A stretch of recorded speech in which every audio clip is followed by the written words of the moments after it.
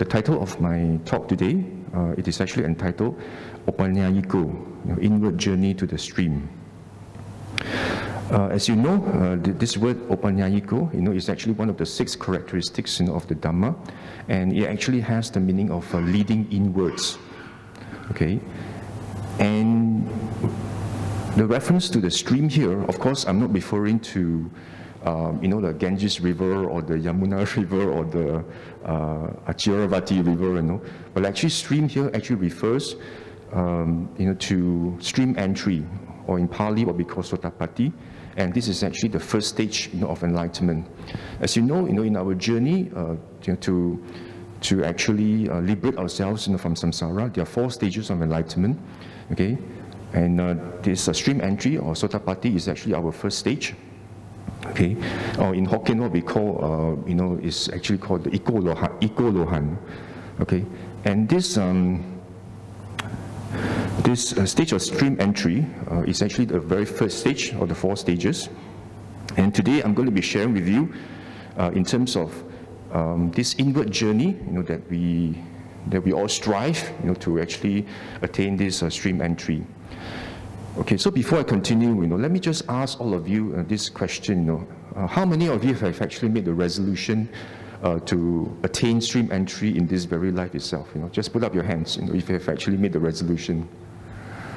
Okay, that's very good, sadhu, sadhu, sadhu, but of course the number is not very big, and this is understandable because for Buddhists, most of the time, when we actually, have done merits, and most of the time we actually make the resolution, that we will, share these merits with beings, and with the resolution, that we will attain nibbana, in the quickest way and the smoothest way, and very often there is actually not much mention of stream entry. So a lot of times Buddhists are not so much familiar with this stream entry itself and what actually entails. And of course, this issue is actually further compounded. When Buddhists they actually make references to suttas, they actually come across a lot of very interesting accounts, of how Buddhists during the Buddha's time, so it's like just out of coincidence, they actually happen to meet the Blessed One, and the Blessed One, through his supernormal powers, he's able to identify who is actually right, to actually attain stream entry on the very day, on the very spot. And after hearing the Buddha's giving a talk, perhaps a brief talk, perhaps the graded discourses that the Buddha usually gives, then the eye of Dhamma actually arises. So when people read about such accounts, for example, like Super Buddha, or the householders Uga or Yasa, these householders, they're actually lay people. They just met the Buddha, and then on the spot, the Buddha gave a discourse, and then the eye of Dhamma arose in him, and these lay people actually instantaneously became stream enterers just by listening to the Buddha. So when people actually read such accounts, they actually form perhaps the idea that these people, they were very fortunate because the Buddha was around that time. But now, since the Buddha is no longer with us, it is actually very difficult. Some actually hold the view that it's exceedingly difficult for us to attain stream entry. And of course, this is further complicated by various teachings and various schools of Buddhism. Since Buddhism has evolved, and now we have different teachings by different schools. And some actually say that, oh, you just need to listen to Dhamma talks to become stream enterers. And some actually say it's not necessary to meditate at all. Just attend as many Dhamma talks as possible, and you become stream enterers. And the other side of the spectrum is that, some actually then also teach, that, you must meditate, you see. But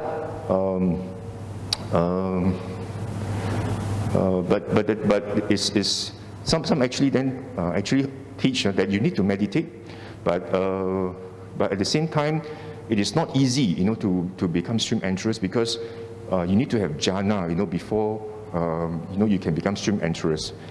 And of course, this idea of jhana has also become it's a very also complicated subject, because it's been, it has actually been mixed, with a lot of other teachings, coming from the post-Canonical teachings, like for example the Visuddhimagga, which actually has a different notion of what jhana is as compared to Sutta jhanas. So because of all these issues, it is not surprising that a lot of Buddhists actually hold the view that to become a stream enterer, is now become exceedingly difficult. So now the question here is, is this journey to the stream is it really that difficult? Is it really so unachievable, during this time? So this is actually what I hope to share with you today, which I think, is a very important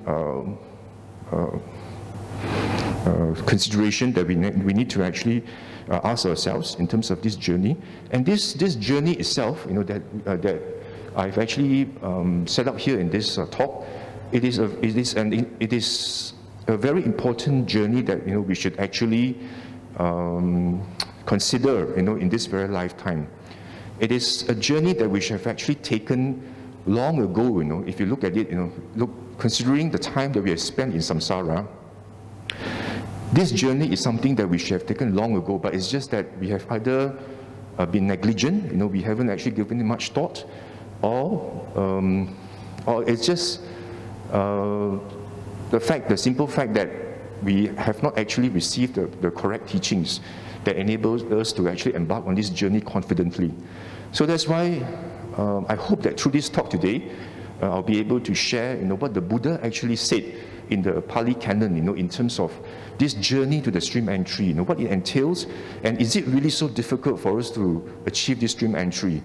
So I hope, that this, the ancient wisdom of the Buddha can actually be shared with you this morning in terms of stream enterer.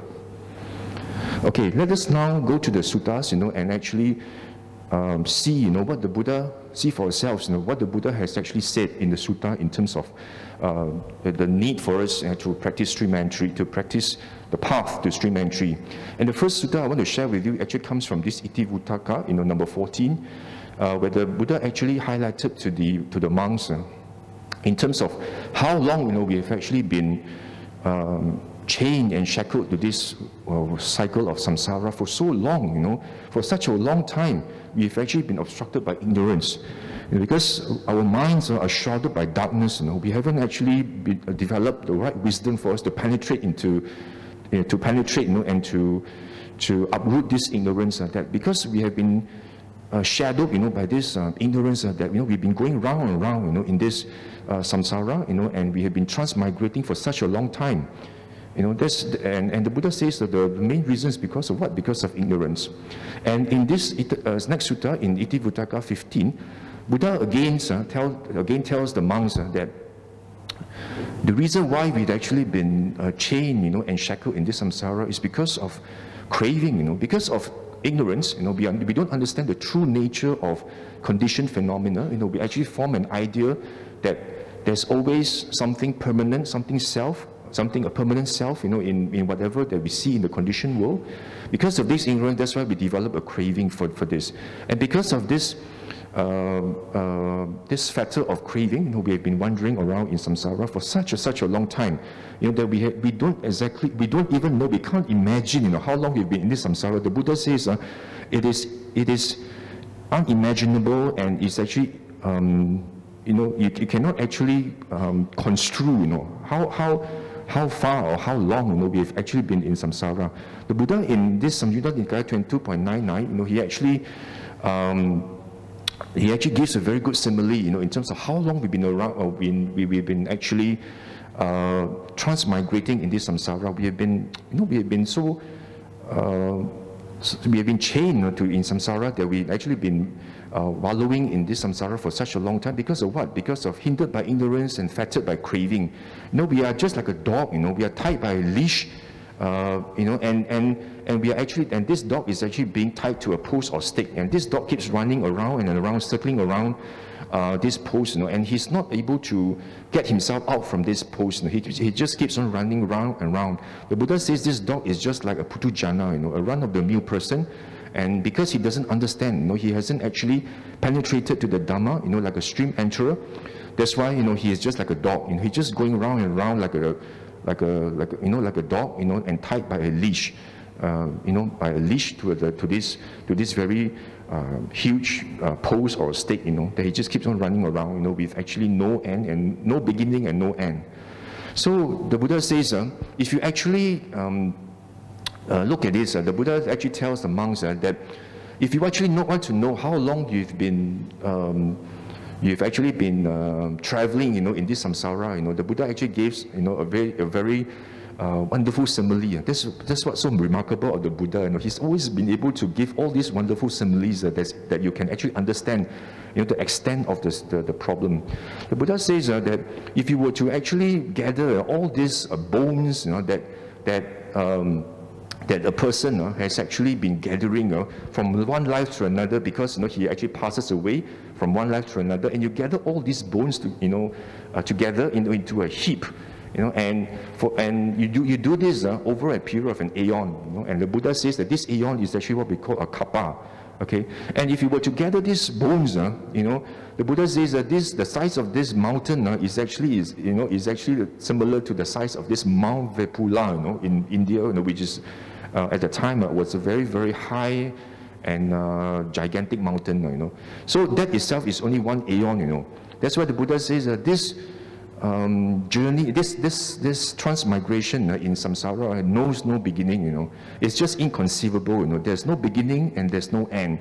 For the people, for those who haven't actually penetrated to the Dhamma, there's actually no end to this. You just keep on going around samsara, from one existence to another, and most of the time you fall into the four woeful planes. More often than not, is the three woeful planes rather than the deva or the human realms. So it is actually great suffering, that we have actually endured in this samsara. The Buddha says that this is quite enough for you to become disillusioned, dispassionate, and to actually feel a sense of really so tired, and exhausted of all these conditioned phenomena, the conditioned world that we're living in. So the Buddha, again, in this SN 15.5, the Buddha gives a very good simile in terms of how long this aeon is. The Buddha actually says that if there's a great mountain, a league long, what we call a yojana, yojana wide, a yojana long, and yojana high. A yojana is about maybe 12 to 15 kilometers, That is such a high mountain, 12 kilometers of mountain. If you were to actually go to this great mountain, of one yojana, and a man will actually come along once every 100 years. He will bring a kasi cloth, and he will rub it once only, once on this mountain using this very fine kasi cloth. This cloth that actually comes from a place in India called Kasi. It's a very fine velvety cloth, and you only rub it once every 100 years. And by the time this eon is over, this mountain has not even actually been wasted away yet, from this rubbing of this kasi cloth.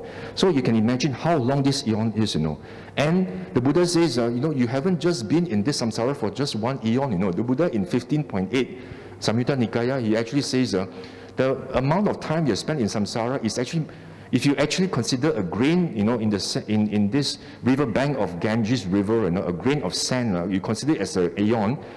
And the Buddha says that the amount of time you spend in samsara is actually more than the sand grains on this Ganges River. If one grain of sand is one aeon, how much time you spend in samsara is actually more than the sand grains, in river Ganges. Can you imagine how dreadful it is? How scary it is, It's like we are so ancient, we've been here in samsara for so long, because of what? Because of ignorance and craving. The Buddha says that it's enough for you to actually be be disillusioned and dispassionate about it. And the Buddha agreed. That's why the Buddha in AN 6.20, the Buddha says, because of this, we should actually know the severity of it. We are now in a very precarious situation. Now that we are in this human realm, our responsibility and our job, our responsibility, our duty now is to ensure, that we practice the Dhamma the best we can, in accordance with the true Dhamma that the Blessed One has taught. The Buddha says that how should you practice? The Buddha says you should practice as though a person whose turban or head was on fire, and you must actually quickly put out this fire or turban the fastest you can. It's so urgent, that it's like your head is on fire. What would you do? You will quickly put it off or extinguish it, the best you can, the fastest you can. So this is what the Buddha says, that all of us are actually not free from death. That's why the Sutta is about Marana Sati, it's about mindfulness of death. The Buddha says, death can occur anytime. Our lives are actually just like dews on these blades of grass. That you see a dew in the morning and by the afternoon it's gone. So our lives are actually very, very transient, very, very impermanent, and we don't know what will happen, the very next moment. So that's what the Buddha says, you should actually double up effort, and practice and get on the stream, as soon as you can, do not delay any further, just like your head is on fire. And the Buddha says, once you achieve stream entry, how wonderful it is or not, this samsara, he actually draws a simile, the Buddha, that this samsara is just like a great ocean, the great ocean you see, for example, the Pacific Ocean or Indian Ocean.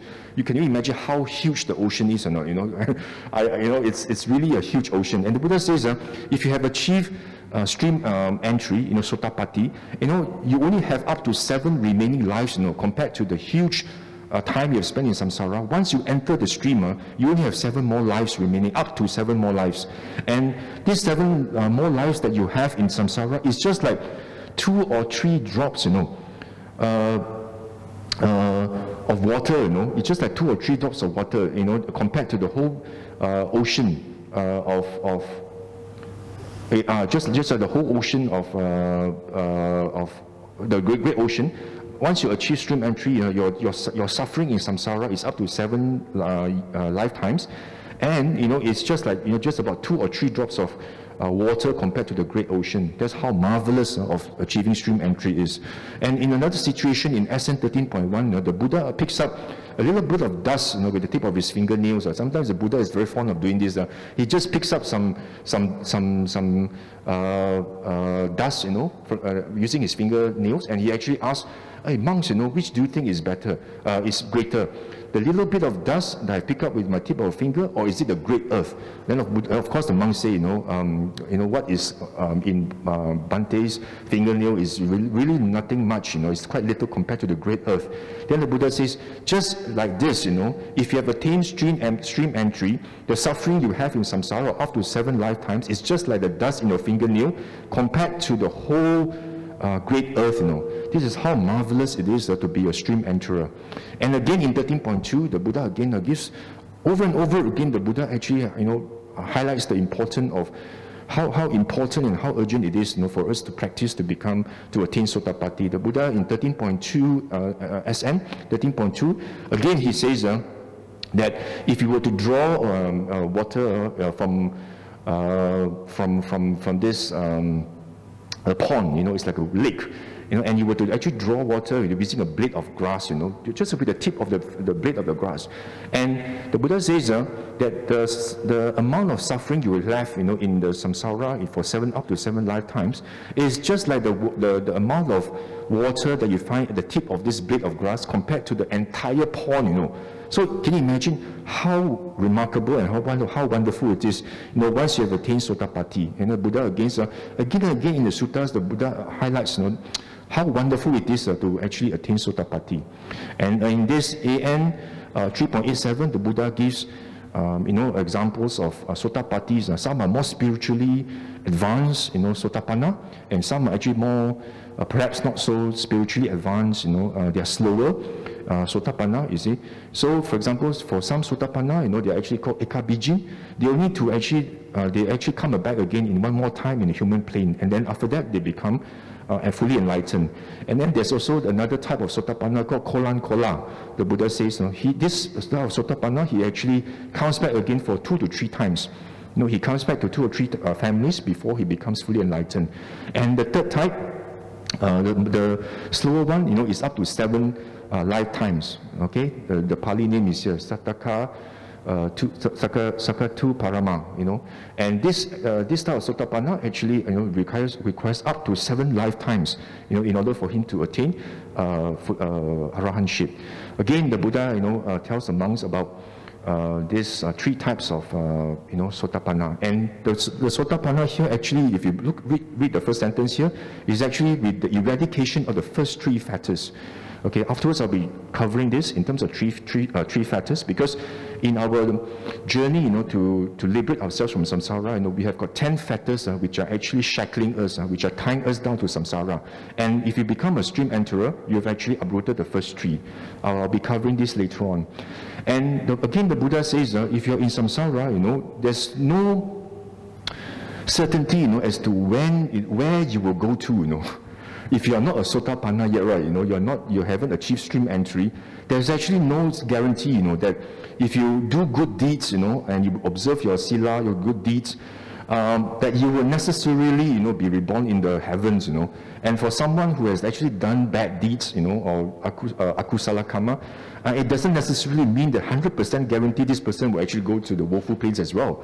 You see, that's why the Buddha says, it's just like when you throw a stick up in the air, right? Sometimes the stick lands on the base, sometimes it lands on the side, and sometimes it lands on the tip. So we are just like this stick that's being thrown up into the air, as Putujanas. If you are not stream enterers yet, we are just like this stick that's being thrown up and down, and there's no guarantee, where this stick will end, depending on, the very last stop moment that you have,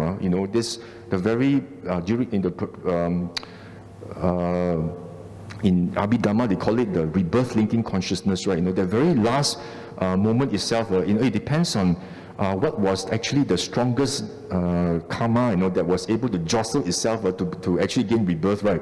Then that will determine your next destination, but there's no guarantee, the Buddha says, and this is confirmed again in Majjhima Nikaya 136, but the Buddha actually talks about the complexity of the karma, that you cannot fathom, how karma actually works. The karma is actually one of the things that Buddha mentioned, that you cannot actually fathom or understand how it actually works. It's so complicated. The Buddha says that there are 4 kinds of person in the world. Now, what are these 4 kinds? You see, here the Buddha says that some person kills living beings, and commits the 10 ducharitas, the 10 unwholesome karma, and on the dissolution of the body, yes, he ends up in hell. Okay, that we all understand. And the second one, he says, but here there are some person killing living beings and doing all the 10 unwholesome actions, the 10 ducharitas, all the slanderous speech, lying, killing, stealing, sensual misconduct, and all this. But again, after death, he reappears in a happy destination in the heavenly world. This is actually quite surprising, right? But again, that's how karma works, And again, the Buddha says the third type is, this person abstains from killing living beings, and he actually does not do the 10 unwholesome actions. And yes, of course, this person, rightfully, he reappears in a happy destination, in a Sugati Bhumi, in the heavenly world. And then again, the Buddha says the 4th category is that there are some person, he really abstains from the 10 unwholesome actions, he does a lot of good deeds, practices dana, sila, bhavana, but on the dissolution of the body after death, he appears in a state of deprivation, he actually ends up in the woeful plains. Despite all the good kusala karma that he has done, he still ends up, in the woeful plains. So can you imagine? If you are not a stream enterer yet, there's no guarantee, that you will not end up here, and it's something that's actually very complicated on how karma works. So that's why we should actually make the strong resolution today itself, to actually make sure that we embark on this journey to become stream enterers. The Buddha has actually emphasized to us so many times, again and again in the sutta, how important it is for us to attain this stream entry. We only have this chance. If you do not become stream enterers in this very lifetime, then I would actually say that you have wasted away, a very good opportunity, of being a human being. If you do not actually strive to do that, you're wasted away a very, very golden opportunity for you to actually strive to become stream enterers. Your life as a human being, as a manusa, would actually be in vain. That much, the Buddha, that's the message the Buddha is telling us. And again, in this Samyutta Nikaya SN 56, the Buddha says, he actually tells us how dreadful it is, and how scary it is. He tells the monks, there are very few human beings who passing away from human realm are actually reborn again as human or as devas. It's just like the dust in his fingertip compared to the great earth. The number of beings who, after passing away as a human being, continues to be a manusa or as a deva is just like the dust at the tip of his fingernail compared to the great earth. The great earth of people actually ends up what? Ends up being reborn in the animal womb, as hungry ghosts, as petas, and actually, and as well as in the hell, reborn, in the three woeful plains, So, so you can imagine how dreadful it is. The Buddha tells the monks that the number of beings who pass away, continue to be human beings or devas, it's just the dust in his fingertips. And the Buddha says, the same goes for devas, it's not just humans, the same goes for devas. The number of devas who actually reborn again as devas or at least human beings, it's just the dust in his fingernail, compared to the great earth, the great earth, in terms of the devas that pass away from the heavenly realms, many of them, after they pass away from the heavenly realms, the Sugati Bhumi, they actually end up as what? As ghosts, as in the hell, as well as animal womb. So the Buddha says, the duty is yours. Your duty is the contemplation. You're supposed to contemplate what? Contemplate the original on dukkha, the cessation of dukkha, and as well as a path leading to the cessation of dukkha. This is the Four Noble Truths. The Buddha says your duty is you must actually to contemplate at all times. And the Buddha says that you must do this because there's no certainty that you will actually continue to be reborn as human or devas. And the Buddha says unless you become a stream enterer, then you become certain. This is actually explained in this Anguttara Nikaya 5.179, where the Buddha actually tells this Venerable Sariputta, that once you've become a stream enterer, right, the three woeful plains are closed off, for a Sotapanna, It's like the lift doesn't go down to the ground floor, to the basement anymore. You're on the ground floor and it can only go up, So once you become a Sotapanna, you will not be actually end up, in the three woeful plains like the hell, the woeful plains, the afflicted spirits, the petas, as well as animals realm. You never actually, end up, in these bad destinations, and never again, would you ever be there, and you are actually headed for what? Awakening. Once you become a Sotapanna, the Buddha says you are headed for awakening, and what the Buddha says is actually like niyato. The Buddha says niyato means you are destined for enlightenment once you become a Sotapanna of what? Up to 7 lifetimes. Okay, so again, and in these 7 lifetimes that you reborn in samsara, the Buddha says in SN 55.3, you are not just like a normal human being, You are actually an Arya, and because of that, wherever you are born, this Sotapanna, right, he actually has got 4 qualities, and this Sotapanna has got long life, whether he's in the human or in the divine realm, whether as a deva or as a manusa, he has got long life, he has got great beauty, and he has got so much of splendor and happiness, and he has got status, and he has got influence, whether as a deva or as a human being. This person is somebody who is very influential. He's got high status, and physically, he's very you know, he's got a lot of splendor, and he's happy, you know, and these are the wonderful qualities of this Sotapanna, because he's really, you know, penetrated to the Dhamma, and, you know, and he's got the eye of Dhamma, and he's an Arya. So the Buddha says, you know, even if, when you transmigrate in this up to 7 lifetimes, you know, you are actually blessed with so all these blessings, you know, you're you know, as a Sotapanna. And the Buddha says, you know, that I tell you this not because of, you know, anyone telling me, but I have actually seen and known this for myself. You know. The Buddha has says that he has seen and known this for himself. Again, the Buddha says once you attain Sotapatti, right, stream entry, the Buddha says you're even better than the wheel-turning emperor. You know, you may be a wheel-turning emperor, like somebody who actually rules, you know, the entire earth, you know, maybe like during the British Empire, you know, while you're just like a emperor that rules, you know, so many continents. But the Buddha says this emperor, you know, this rulership over the entire world is not even worth 1/16, you know, of actually becoming a Sotapanna. You know, the Buddha says it's nothing. You know, even if you're a world-turning monarch, or emperor, there's nothing, because this world-turning monarch is still a Putujana. You know, and once the good karma he experiences, you know, as a ruler or the king, is exhausted. He's not free from the 3 woeful planes.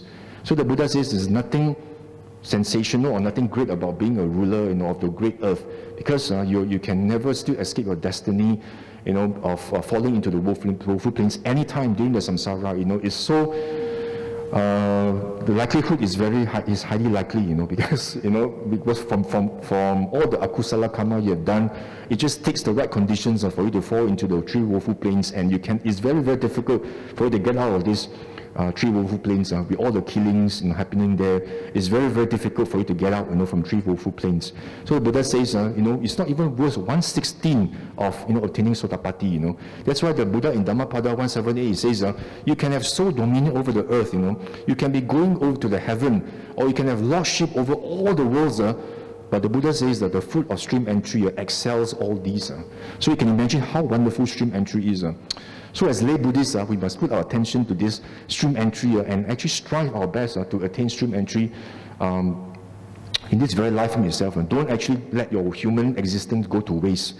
And the next topic I want to discuss with you is, how does one recognize a Sotapanna, a stream enterer? You know, the Buddha says, if you want to recognize a Sotapanna, right, you know, the Buddha says is in AN 5.179, the Buddha says this Sotapanna is actually somebody who is restrained in terms of the 5 training rules. The 5 training rules essentially are the 5 precepts, you know, that what the Buddha has actually mentioned here in terms of taking lives, you know, stealing, abstaining from sensual misconduct, you know, abstaining from lying, abstaining from taking intoxicants, you know. So this Sotapanna is somebody who's restrained in terms of these 5 precepts, you know. And what is more even wonderful is this Sotapanna, he has got verified confidence in the Buddha, you know, not just the normal Sada, you know. This confidence that this Sotapanna has is actually verified confidence. It's what we call Avecha Pasada. And this Avecha Pasada is different because you have actually penetrated the Dhamma, you have seen the Dhamma for yourself, and you know what the Buddha has taught now is actually 100% entirely true, you know, because you have experienced it with yourself. And you know, with that now, you actually have this very, very strong verified confidence. You know, sometimes people say unshakable faith, you know, but it's actually not so much on yes, it's unshakable, but it's actually true verified in confidence, and not so much on blind faith, and like you just, oh, you know, I believe in the Buddha, you know, because you know, I have strong faith in the Buddha. But it doesn't require effort, you know, because you know for yourself, you know, what the Buddha has taught is true, because you have verified it with your own meditative experience. And again, if you have verified confidence in the Buddha, you know, naturally you have verified confidence in the Dhamma, you know, the Dhamma that the Buddha teaches, and also verified confidence in the Sangha, you know, the members of Sangha who have practiced the similar way that the Buddha has taught, you know, in terms of true Dhamma. And this Sotapanna, you know, he's endowed with virtues, they're appealing to the noble ones. Here what it means is that this Sotapanna is not capable of doing any of the 10 unwholesome actions, the 10 ducharitas that I'll cover later. And this Sotapanna in SN 55.32, the Buddha says that this Sotapanna is somebody who is very generous, He doesn't have any stain of stinginess. He's open-handed, He's delighting, in being magnanimous, and he likes to respond to requests, and he delights in distribution of alms. So this is another characteristic of the Sotapanna. He's very, very generous. So he has got, here you can see the Sotapanna has got what? He actually practices dana, sila, and also has got bhavana, because he has actually penetrated, the Dhamma. The eye of Dhamma has arisen in him. He has got the third eye, the eye of Dhamma in him. And that's why when we mention this experiential confidence, what we call is actually what we call avijja pasada. It's actually confirmed experiential faith, because because this Sotapanna, he knows and sees the Dhamma through personal experience and verification. It's not about reading something and you just try to believe something, hold on to it tenaciously. Like once some religions tell you, oh, you must have faith, in so and so, you must have faith, in the God, but actually in the Buddha, you don't even have to hold on, to this faith, But once you become a Sotapanna, it becomes natural to you, because you know that what the Buddha had taught is actually true. And in this Anguttara Nikaya 10.211, again, I just set out for you the 10 unwholesome actions that Sotapanna does not do. For example, taking life, stealing, falsehood, and he actually gives slanderous, or malicious speech, harsh speech, idle chatter, and he actually has got a lot of covetousness, for properties of others, and his mind is full of hatred, not normal hatred, but hatred for someone to be killed, to be slaughtered, to be annihilated, This sort of hate is actually very potent. And this person holds wrong views. So he doesn't believe in karma, does not believe in rebirth, does not believe in benefits of looking after mother and father. There's no actually any recluses or ascetics that have actually practiced rightly and to develop spiritually. He also does not believe in this. So after knowing, seeing all this, right, then the question now is, how do we practice to become Sotapanna? Okay, now in terms of this path, right, I always tell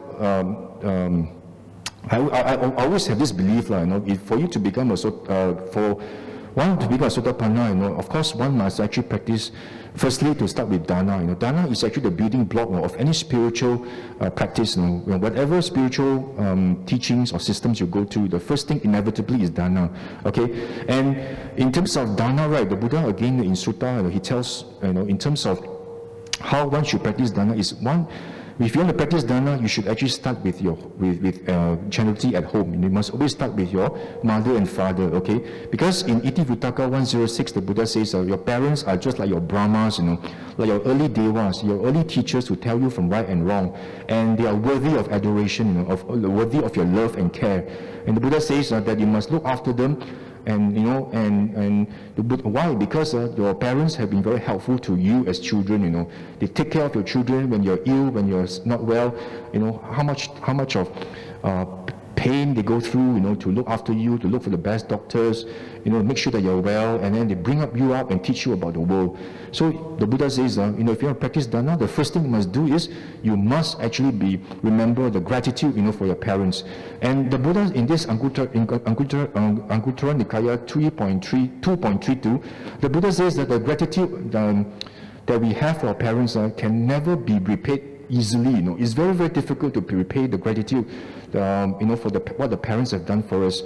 The Buddha says that even if you carry your mother and your father for 100 years on your shoulders, rubbing them, bathing them, massaging them, and you let them defecate and urinate on your shoulders, right there on your shoulders, this way the parents says you still have not fully repaid the gratitude that you should have for your parents. The amount of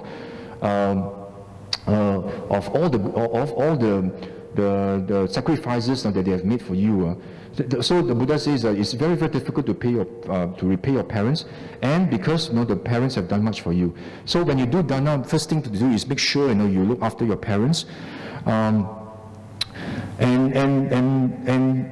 And another sutta that tells us the importance of this is, when somebody actually passes away, and if he has actually done unwholesome action and he ends up, in the hell, and he happens to meet King Yama. King Yama is actually the king that presides over the hell. And the very first question that he'll be asked is whether you behave properly towards your parents or not.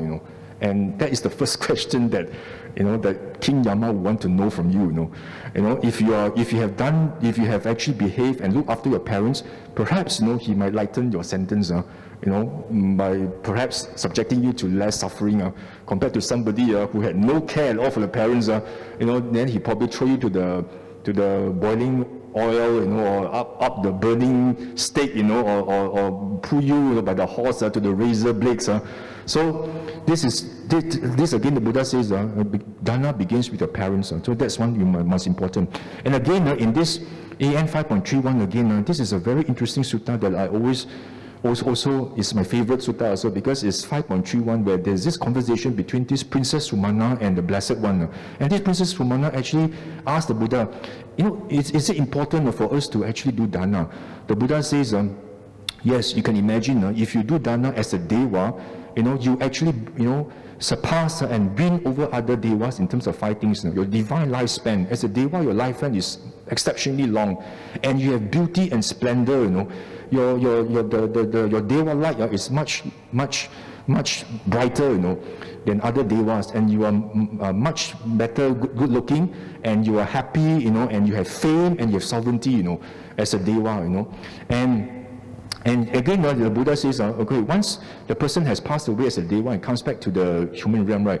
For somebody who has done dana, is there a difference or not? The Buddha says, yes.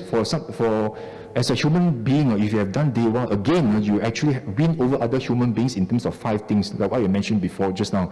Lifespan, happiness, you are very good looking, you have beauty, you have fame, and you have sovereignty, you have power, and you are somebody who is very influential, because of what? Because of dana you have done in the past, And even when this person has renounced to become a monk, the Buddha says that this dana effect it still continues to follow them. For somebody who actually has done dana, this monk will actually be well supported. He will be invited for house dana. He will get a lot of robes. He gets alms food, lodgings, medicine, supplies, and without any difficulty at all.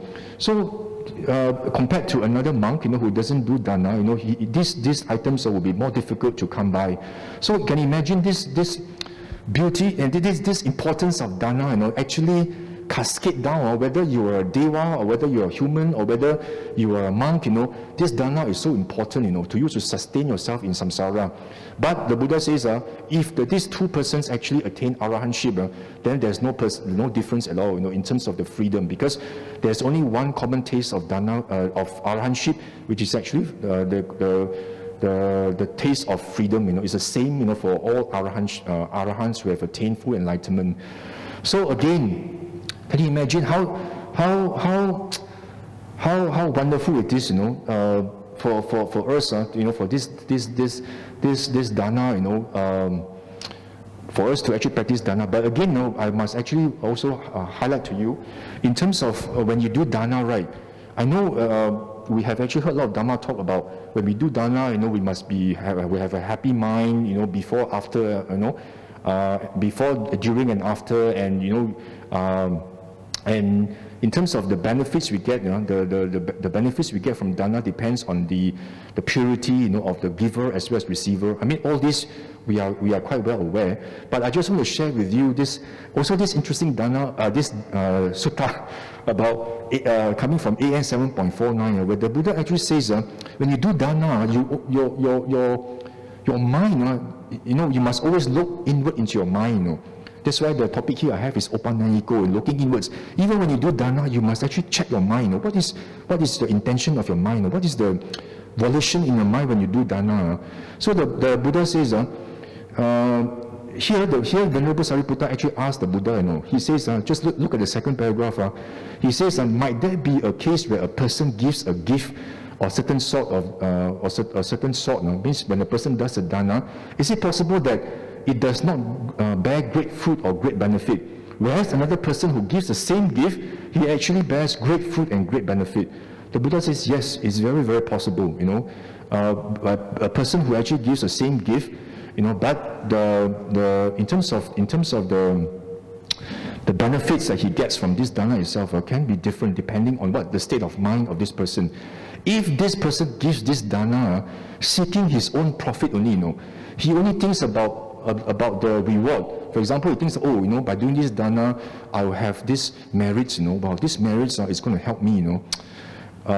Which is actually quite common to a lot of Buddhist countries, you know, what we call the merit-hungry Buddhists. You know, they will do all sorts of dana just because of what they want to actually store up merits for themselves. You know, and you say, oh, you know, these merits will bring me to, you know, higher existence as a deva. You know, the Buddha says that if you have this volition thought in your mind, you know, the mind, then he says you only appears in the heaven of the four great kings, you know. It's the lowest deva realm, you know. But if you actually do the dana thinking that, oh, it's actually not so much from myself, you know, not so much on seeking my own profit, but he gives a gift saying that, oh, because dana is good, you know, it's actually good to give dana. And because of that, he actually gets reborn in the Tavatimsa heaven, you know, which is actually higher. You know, because he doesn't have this thought about himself only. He doesn't think about, oh, you know, merits. Because dana, I want to get merits, you know. But he thinks, oh, because giving is good. And another person actually, if you look at the second paragraph, he says, I give dana because I'm actually quite well off, you know, and I should give to those which are not well off. So it's actually all of what? All of compassion and all of metta.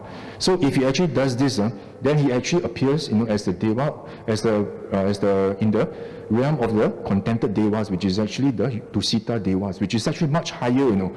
And of course the Buddha goes step by step, you know, all the way up, you know, towards the end, where he says, if you actually do dana, but you actually make this wish that, oh, because of this dana, you know, you actually equip my mind for me to actually develop and cultivate my mind in order for me to be, to attain, to actually eradicate and extinct all the taints and the asavas in order for me to attain arahantship, or, you know, for me to attain stream entry. If you have this thought, then the Buddha says that you will reappear in the company of the Brahmas, you know, and because of this, from Brahma you don't come back to the world anymore, and straight away from Brahma world you become an arahant. So when you do dana, make sure you check your mind.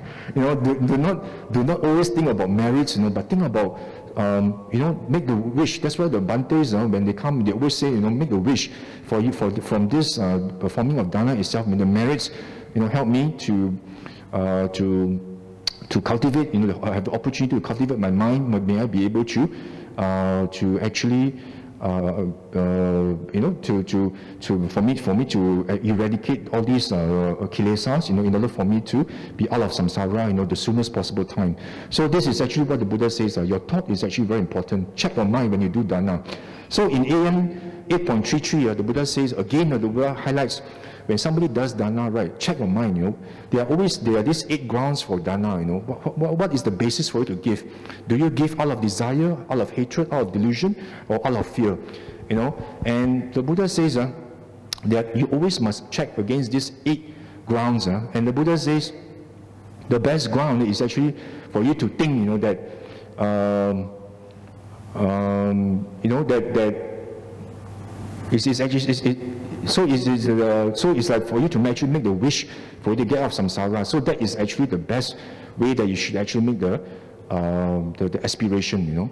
And of course the Buddha in AN 8.35 again tells us that once you do dana, right, if you where you fix your mind to will depend on where, you know, you'll be reborn. For example, when you have done dana, right, if you keep on thinking that, oh, I want to be born in the royal family, I want to be born, you know, in the Bill Gates' home, you know, I want to be reborn here because they're so rich, you know.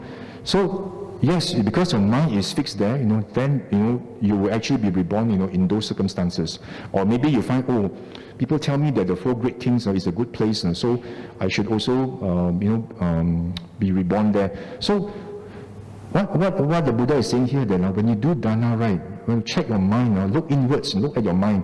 What is your wish, you know? What is the intention, you know? And what is it, that what's the volition, you know, that actually appears in the mind. Be careful of what you actually wish for, you know, when you do dana. Do not just wish for all the low mundane things, you know, like, oh, I want to be reborn, you know, in the heaven and all this, you know. So you still come back again. But the Buddha says that you must always have this wish, you know, that, you know, you have the opportunity to cultivate your mind, to equip your mind, you know, to be able to develop your mind such that, you know, you get out of this samsara as soon as possible. So again, you see how the Buddha again tells us, you know, all these in suttas, but it's just that these suttas sometimes, you know, they are most of the time, you know, we overlook this, you know, and we just make a lot of wishes which are actually not worthy, you know. So that's actually the flip side of it. So after doing dana, right, of course the next thing you must do is make sure you observe your sila, you know. What I always mention in EN 10.177, this Janu Sonin Sutta. The Buddha says, you know, you may be giving a lot of dana, you know, profusely, you know, you give dana, support the monks, do a lot of offer vehicle, transportation, food, drinks, medicine for the monks, you know, for those the needy ones, you know, but he himself does not actually observe the sila, you know. He actually breach of 5 precepts, and he does the 10 unwholesome actions, and in the end, what he actually ends up in the company of royal horses, in the royal cattle, in the royal poultry, in the company of poultry, you know, maybe, you know, very good circumstances. So it's like you do a lot of dana, but you don't observe sila, then in the end you become what? You know, you become maybe a pet dog or a pet cat, you know, where you really have a lot of wonderful living conditions, but you are still an animal because you don't observe your sila, despite all the dana you have done, you know. But the dana will bring the good benefits, you know, in terms of the luxurious life, you know, and the comfort you have. But unfortunately, because there's no sila base, you know, you are just an animal, you know. So really, it's not complete, you know. So the Buddha says, other than observing your 5 precepts and the 10, and make sure you don't break the 10 unwholesome actions, make sure, you know, on Uposatha days, make sure you observe the 8 precepts. You know, this will enhance your likelihood of being reborn in the heavenly realms. The Buddha says that if you practice the 8 precepts, even if you are king of the world, it's not even 1/16, you know, of the benefit that you observe this Uposatha Sila, you know. Because once you observe this Uposatha Sila, you know, 8 precepts, you know, 1 day in the Chatu Maharajika Deva, the 4 great kings, 1 day is 50 human years, you know. And 1 day in the Tavatimsa heaven is 100 years, you know. In the Tavatimsa heaven, right, 1 day is actually our human lives of 100 years, and you actually have got 36 million years of human life, you know, in this Tavatimsa heaven. So that's what the Buddha tells the Sakyans in this book 10.46. He says, make sure, you know, you observe the 8 precepts consistently. Don't observe it, you know, like half-heartedly. Sometimes I observe, sometimes I don't observe. But make sure, you know, on every Uposatha day, make sure you actually practice observe the Uposatha. You actually increase the potential, you know, for you to be born, you know, in the Sugati Bhumi. And of course, when you observe the Sila, right, it is also very important for you to guard your mind, check your mind, you know, because how well you observe the Sila also depends on how well you watch your mind, right? Because if you don't watch your mind, how are you going to observe your Sila? For example, when you intention to lie, or when you have the intention to speak ill of someone, do you really check your mind? You know? Because it's very often that you just slip out, you know, and say something, you know, without even thinking, you know. That's why the Buddha says in this AN 3.105 that if the mind is unprotected and unguarded, now just like a roof that is actually unprotected, you know, because it's actually damaged, right? So everything, the water will seep in through this roof, everything will get soiled and soggy, you know, and everything will get damaged, you know. It's just like the mind, you know, if you don't control, if you don't watch your mind carefully, everything in terms of your body, speech and mind, everything is unprotected as well. So whether you observe the dana or sila, make sure you check your mind, read your mind, you know, always watch your mind. Okay, so the next thing is for you to check is, for us to attain stream entry, right, is wisdom really necessary or not? So to answer this, right, in SM 5.5, the Buddha actually, there's a conversation between the Buddha and Venerable Sariputta, right, and Buddha actually asked the Sariputta, you know, what Sariputta is the stream, okay? Then the Venerable Sariputta says, oh, the stream actually refers to the Noble Eightfold Path, you know. And And then again, the Buddha asked Sariputta, so what is actually a stream enterer? The Venerable Sariputta says, a stream enterer who is actually somebody who possesses all the factors of the Noble Eightfold Path. So which means for Sotapanna himself would actually have got right understanding already, right? He really has the right knowledge, the right, in terms of the wisdom for him to penetrate the Dhamma. That's why in AN 5.176, the Buddha says, do not just rest content with doing Dharma and observing Sila, but make sure you also meditate to gain wisdom in order for you to actually gain stream entry. So here, in terms of this AN 10.92, right, I just want to just share with you the Buddha, where the Buddha actually says a stream enterer is somebody who has actually rightly seen and rightly understood through wisdom. So what is it that he understands? Whenever there is. So he actually understands that everything that arises through causes and conditions. So you must actually understand that everything is actually non-self. There's actually no permanent self in all the conditioned world. So the Sotapanna is able to see this non-self. Everything is non-self. It's through causes and conditions. Everything arises and ceases through causes and conditions. So if you can see this right, then you've actually this is what we call the Dharma Eye. The Buddha says that this is Dharma Eye because this is the eye of Dhamma, that actually allows you to penetrate Dhamma, and because of that you become a Sotapanna. So that's why in AN 6.97, right, the Buddha again says that Sotapanna is somebody who is able to see the causality of originated phenomena. Okay, and again, there's so many suttas here, that the Buddha actually highlights, in terms of the wisdom that the Sotapanna has, that he is able to see the arising and passing away of all these conditioned phenomena. Again, in this SN 25.1, the Buddha also gives an explanation of this Sotapanna, this stream enterer. He actually has got he knows and sees the Dhamma, and because of this, he's a stream enterer. If somebody who has not known and seen the Dhamma, right, then the Buddha actually calls these people Dhamma-nusari and Sada-nusari. He has not actually broken into the Dhamma yet. He hasn't got the Dhamma Eye yet. But he actually has got strong faith in the Buddha's teaching, and also he also out of faith, and also the other one, he actually has got a strong faith. He actually believes in what the Buddha has taught, by contemplation. But both of these people, categories, they are not Sotapanna yet, but they are actually on the path to Sotapatti. So they are also Aryas. So here again, we actually can understand, that this wisdom is something that's very, very important.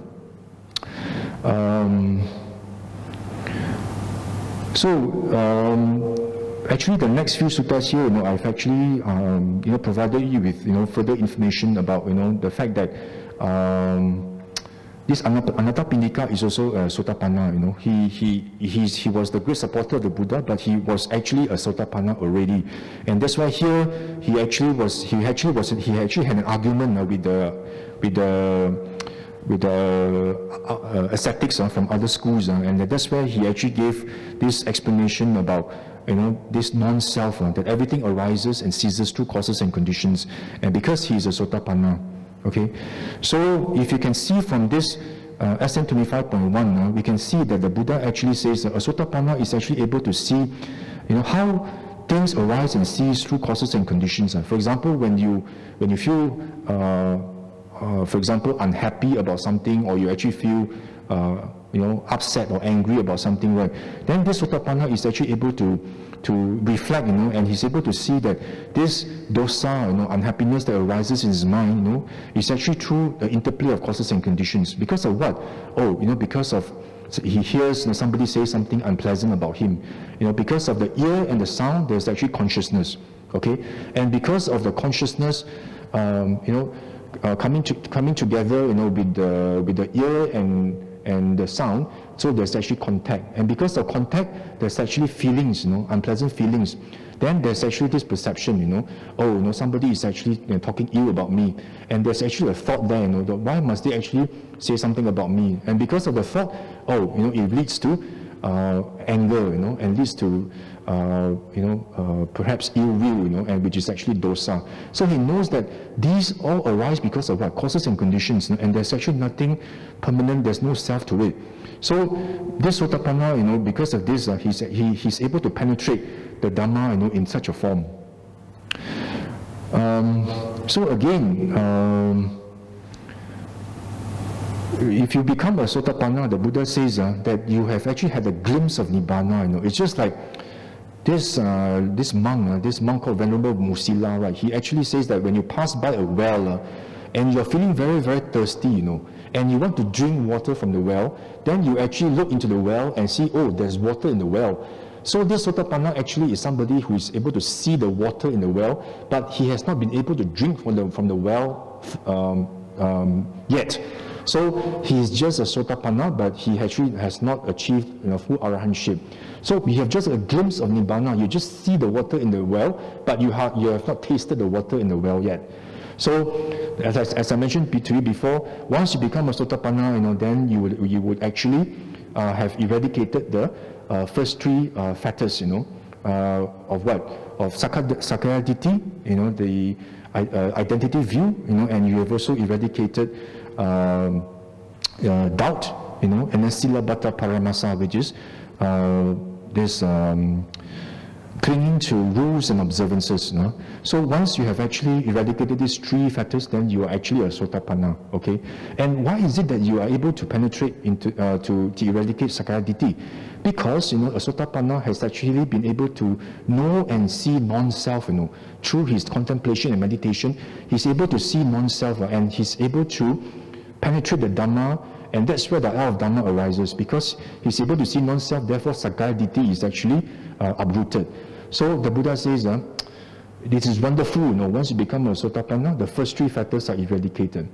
So again, the next thing that we need to ask ourselves is, how should you actually practice in order for you to become a Sotapanna? Here the Buddha lists down four things. You must associate with the wise persons, and you must hear the Sappurisa, and you must hear the true Dhamma, and you must have Yoniso Manasikara, you must have careful attention, and the last thing is you must always practice in accordance with the Dhamma.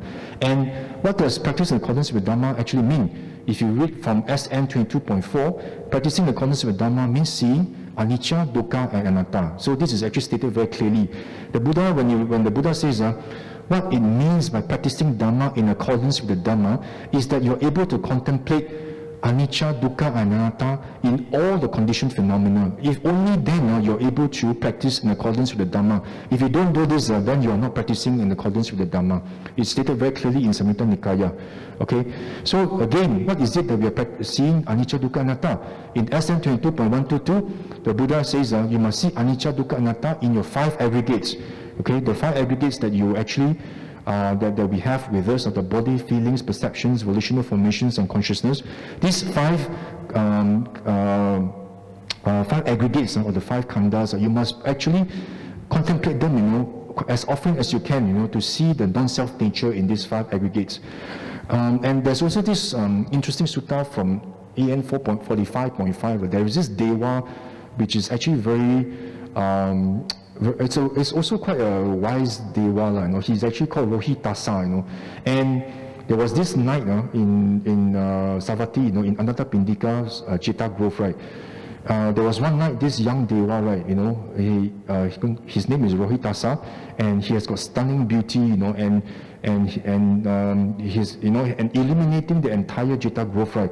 He actually approached the Blessed One and asked the Buddha, is it possible, Bhante, by traveling to the end of the world, that you can find a place where one is not born, does not grow old, and does not die? So this Deva, right, he actually wants to live forever, because he's actually very beautiful. He wants to live forever. He said, is there a place where I can travel to the end of the world, or where nobody grows old, nobody gets born, nobody grows old, nobody dies?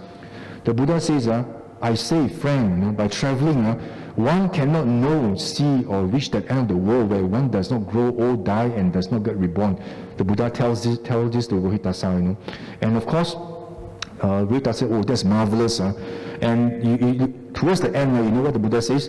The Buddha says, it is in this fathom-long body, endowed with perception and mind, that I proclaim that the world, the original world, the cessation of world, and the way leading to the cessation of world actually happens. Means what the Buddha says is, the cessation, the arising of suffering and the cessation of suffering, and the way leading to the cessation of suffering can all be found within this body itself. You don't have to travel to the end of the world to find, end of suffering. The end of suffering actually happens in this very fathom-long body that we have. Means what? The 5 aggregates. Okay. So the Buddha says you must always contemplate these 5 aggregates. That's why. If you see from the sutta, right, even Venerable Ananda actually attained stream entry by actually contemplating the 5 aggregates. You can read this sutta on your own. But this Venerable Ananda, he said he actually received instruction from this Venerable Punya Mantani Putta. This Venerable Punya Mantani Putta actually taught him to contemplate the 5 aggregates. And because of that, Venerable Ananda actually he saw the Dhamma, the Dharma Eye arose in him, and he became a stream enterer. So that's why the Buddha says, if you want to become a stream enterer, right, what is it that you should do, or what you should know, what should you know, and what should you see, in order for you to uproot the fetters, the three fetters or the 10 fetters. The Buddha says that you must see the 5 aggregates in terms of non-self. The anatta, that is the crown jewel of the Buddha's teaching. Anatta is very important. It's not just for you to see anicca alone, but you must be able to see anicca, dukkha, anatta. And here again in SN35, in the whole, so many suttas, the Buddha keeps on talking about the 5 aggregates, how you should actually contemplate the 5 aggregates. And the Buddha says that if you're able to contemplate the 5 aggregates in terms of anicca, dukkha, anatta, this is the Dhamma for the full understanding of all clinging. This is the Dhamma. The Buddha says the most important Dhamma that you must practice in order for you to practice. So once you are able to see these 5 aggregates in terms of anicca, dukkha, anatta, the Buddha says that you would have seen the 4 noble truths. That's how wonderful it is. You have seen the 4 noble truths itself, and you have become an Arya. So how should you practice? We all know, okay, you must contemplate the 5 aggregates, and you must see non-self, but practically, how do we meditate in order for us to achieve non-self? The Buddha says in MN 148, right, the Buddha gave this wonderful or marvelous Dhamma talk to the monks about the 6 sets of 6. The Buddha says you must actually, first of all, place your sati, right, on the 6 sense doors. And for each of these sense door, you must always understand, how the different phenomena actually arise through the 6 sense doors. For example, you see a bowl of spaghetti that you really like, right, and first of all, immediately there is this craving that arises in you, right? I want to eat, and craving. And the thing here is that how does this craving arise? Or this craving arises, because because it's precisely because of the thought that I have, oh, this is actually a nice plate of spaghetti, which I liked in the past, and how does this thought arise? Because of perception, that it's because of this spaghetti. And how does this perception arise? Oh, because there is this pleasant feeling in you, that you feel, oh, this is something pleasant, and these feelings arise because of contact, and contact because of what? Eye consciousness, and eye consciousness arises because of the eye coming in contact, with the food, the spaghetti. So the Buddha says, if you can fix your 6 sense door, your sati, through the practice of this satipatthana, right, you place your attention on through by focusing and anchoring to the 6 sense doors, then you would actually be able to contemplate the 5 aggregates. This is actually one sutta where the Buddha actually merged the 5 aggregates together with the 6 sense doors. This MN148 is a very, very important sutta where the Buddha actually synthesizes both the 5 aggregates together with the 6 sense doors. And again, in MN146, you can see the same thing, that is being repeated by the Buddha's disciples. For example, Venerable Anandaka, right? He also teaches the bhikkhunis to contemplate in terms of conditionality, how things arise and cease through conditions. For example, you see an oil lamp. Why does an oil lamp? Look at the oil lamp itself. There's a light and fire. Oh, because there's actually wick and oil. And also there's air. So if any of this conditions actually disappear, would the fire in the oil lamp still be there, or the light will still be there? Then this bhikkhuni said no, because the light, if you see the fire, there's light that's being lighted on the wick, right? It is conditioned, through causes and conditions. Very much like the shadow, of the trees, or it's there because of true causes and conditions. So you must be able to see how this arises through causes and conditions, and not just actually seeing that it's impermanent. So the Buddha actually again in this Anguttara Nikaya 4.41, I always want to emphasize when you meditate, don't just look at the object itself, always look at the subject, look at how your mind reacts to this different phenomena, and see the conditionality, and see the non-self. Don't just stop at seeing the object, and impermanent. Then you're not actually practicing it fully, in accordance with what the Buddha has actually taught. That's why whenever in your daily life, you don't even have to go for any retreats, Of course, it's good if you have the time, but if for busy people, you can always meditate anytime, whether you're working or anywhere, doing your house chores.